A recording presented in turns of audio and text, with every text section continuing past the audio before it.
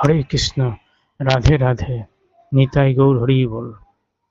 আজকে বিষাদ যোগের ৩০তম শ্লোকে পাঠ করে শোনাবো। একটু আগে থেকে আমাকে বলতে হবে যে অর্জুন কুরুক্ষেত্র যুদ্ধের ময়দানে এসেছেন। সেখানে তার সারথি কৃষ্ণ রয়েছেন সঙ্গে, আর তার বিপরীতে যারা রয়েছেন তারা হচ্ছে তার নিজের আপনার জনই। যেমন শৈশব থেকে যাদেরকে তিনি দেখে এসছেন, যেমন পিতামহ ভীষ্ম, গুরু দ্রোণাচার্য, এছাড়া তার ভাই শত ভাই যেমন দুর্যোধন, দুঃশাসন, এছাড়া আরও অন্যান্য গণ্যমান্য ব্যক্তিরাও সেখানে রয়েছেন। তো এদেরকে দেখে অর্জুনের মনে দুঃখ হয়েছে যে তিনি কাদের সঙ্গে যুদ্ধ করবেন। যাদেরকে ছোট থেকে দেখে এসছেন তাদের বিরুদ্ধে যুদ্ধ করা কি ঠিক হবে? এমনটাই তার মনে নানা রকমের প্রশ্ন জেগেছে।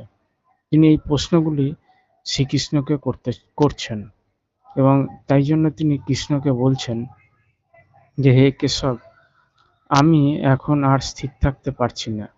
আমি আত্মবিস্মৃত হচ্ছি এবং আমার চিত্ত উদ্ভ্রান্ত হচ্ছে। আমি কেবল অমঙ্গল সূচক লক্ষণসমূহই দর্শন করছি। হে কৃষ্ণ, যুদ্ধে আত্মীয় স্বজনদের নিধন করার মাধ্যমে কিভাবে মঙ্গল হতে পারে? আমি তা দেখতে পাচ্ছি না। আমি কোনো যুদ্ধ জয়, রাজ্য কিংবা সুখ কামনা করতে পারি না।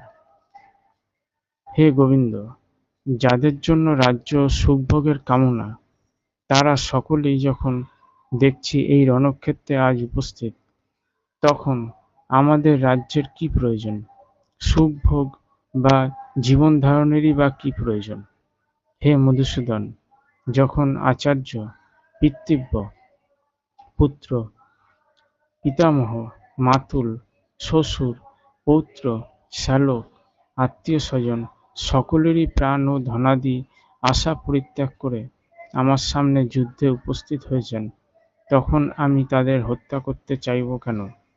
এমনকি তারা যদি আমাকে বধও করেন, হে জনার্দন, এই জগতে কি কথা? এমনকি ত্রিভুবনের বিনিময়েও আমি যুদ্ধ করতে প্রস্তুত নই। ধৃতরাষ্ট্রের পুত্রদের হত্যা করে আমরা কি সন্তোষ লাভ করতে পারব? অর্জুনের মনে এরকম নানা রকমের প্রশ্ন জাগছে, এবং সেই প্রশ্নগুলো তিনি শ্রীকৃষ্ণের কাছে রাখছেন।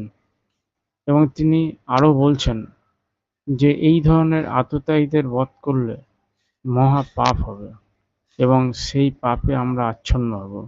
তাই বন্ধু বান্ধব, ধৃতরাষ্ট্রের পুত্রদের সংহার করা আমাদের পক্ষে অবশ্যই উচিত হবে না।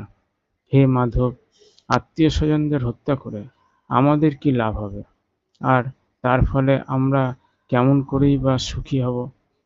এমনই নানা রকমের প্রশ্ন অর্জুনের মনে জেগেছিল। হরে কৃষ্ণ। এর পরবর্তী শ্লোক আমি পরবর্তী এপিসোডে দেব, আপনারা তা শুনবেন। নমস্কার।